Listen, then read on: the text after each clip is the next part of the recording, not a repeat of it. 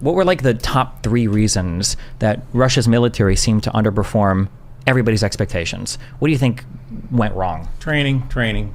Okay. Those are the top 3 reasons. Russia has always been able to kind of bully its way into a situation, almost like a drunken boxer, right? Mm-hmm. They're going to roll in. Look, I am not a prize fighter, right? But if I had to fight Mike Tyson, he's going to knock my head off, right?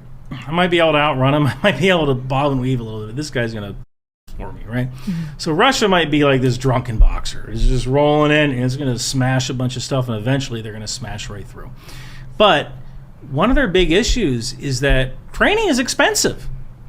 It's expensive. Right. And Russia used to have a mostly conscript army that's led by professional officers. And now they have kind of this hybrid army. They have some conscripts, and they have a lot of kontraktniki, which are contractors. Like, there are people who sign a contract.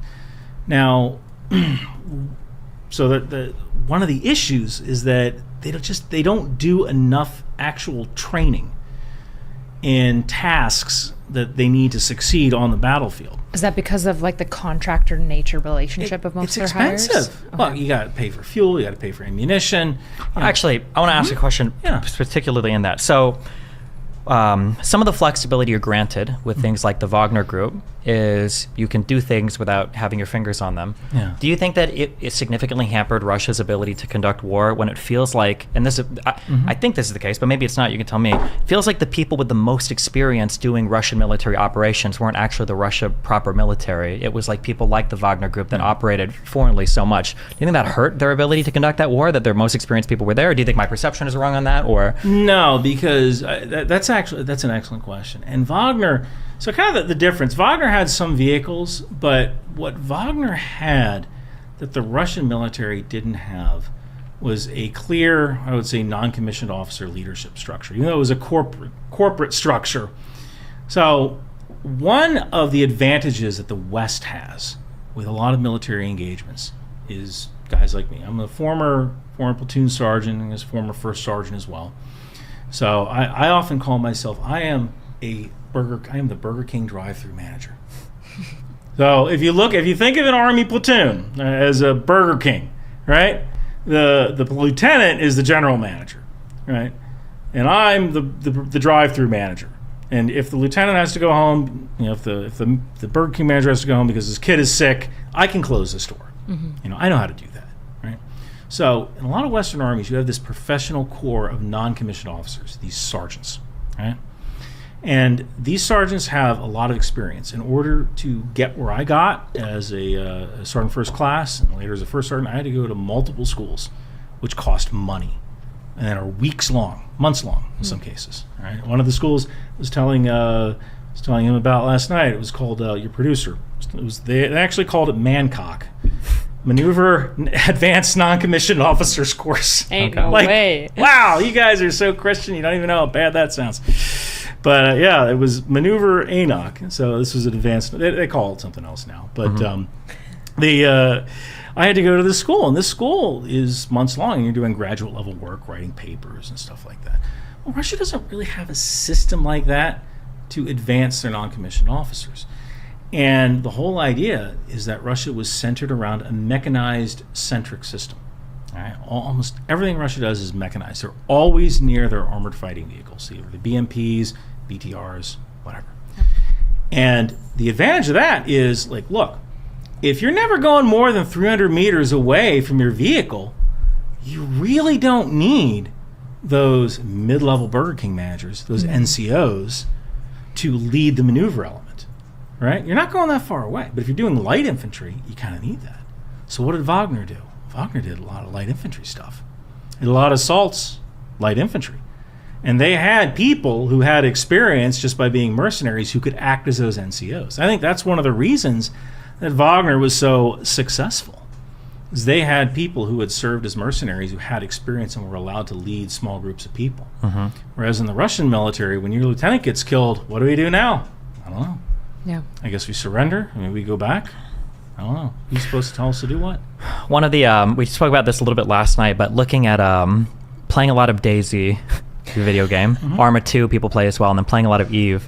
It's funny when you look at the military stuff how much of a crossover there is between how you conduct like warfare in these games versus the real world, where things like communication structures and everything are vitally important. And if these things have a breakdown or if you can't coordinate, it doesn't matter how many people you have, it doesn't matter how effective the weapons are, you're like fighting in the dark. And it's funny sometimes to see the difference in or the similarities, I guess, in military operations versus how some of these games work.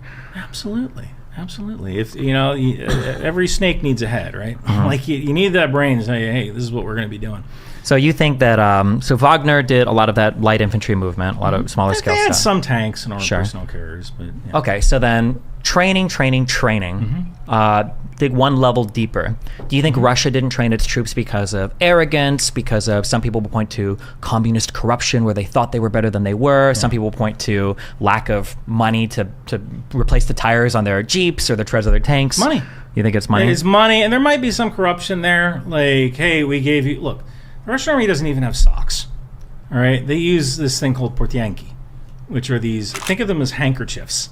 You take this handkerchief and you put it down by your foot, and you fold one side over the other side, and then you lift the toe up, and you wrap the rest around your ankle. And actually, learning how to tie portyanki was like a rite of passage in Russia. You know, that they still, that's what they use? still use this stuff now. In some ways, it's a feature, not a bug, because now you don't have to create 3 different sizes of socks. You just give them one handkerchief, right? And if they need to dry their portyanki out, they just put it on their shoulders. They can walk. It's just a piece of cloth that'll dry, fairly quickly. Right. So in some ways, it's a very Soviet solution, right? Well, we don't have the technology to make socks. Socks are expensive. We don't want to carry 3 sizes because of logistics. Let's just give everybody cloths. Kind Right? of cheap, quick, and fast. Cheap, quick, and fast. And it works. Mostly, right? I mean, if you don't tie your portyanki correctly, you get blisters and all that as well. But so if you're some Russian officer and you've been given $1 million for this year to train your troops, you might say to yourself, you know what? Our troops really aren't going to be doing that much fighting, so let me put some toward this dacha. We'll have one exercise. It'll be pre-scripted. We'll give each guy 10 rounds. They'll go through the motions, and then nobody's none the wiser, right? So here's what I'm trying to figure out. I understand what you're saying in terms of this might explain why they have the lack of capabilities, but what I'm really curious about is why didn't they understand that?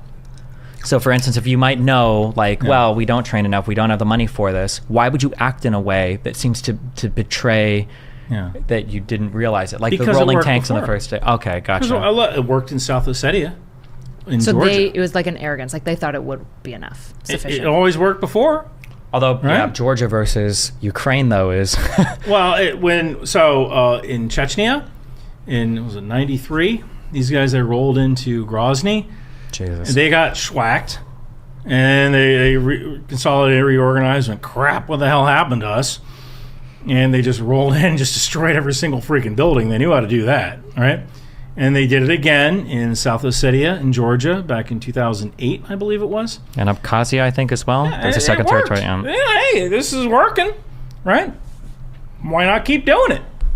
So I think that's kind of it always worked before until one day it didn't. Do you think there's going to be like a military revolution in Russia as a result of Ukraine? Like you both know a lot more than even I do, but even as a layperson, I was pretty much told that Ukraine was doomed. They were going to be rolled over across the entire country in 3 days, and it was going to be over, and here we are. I think in an all-out war... It's not what anyone expected. It feels like Russia could defeat Ukraine in an all-out war, but there's an interesting dynamic where Ukraine is fighting for its life, and Russia's not really allowed to tell its population that it's actually fighting.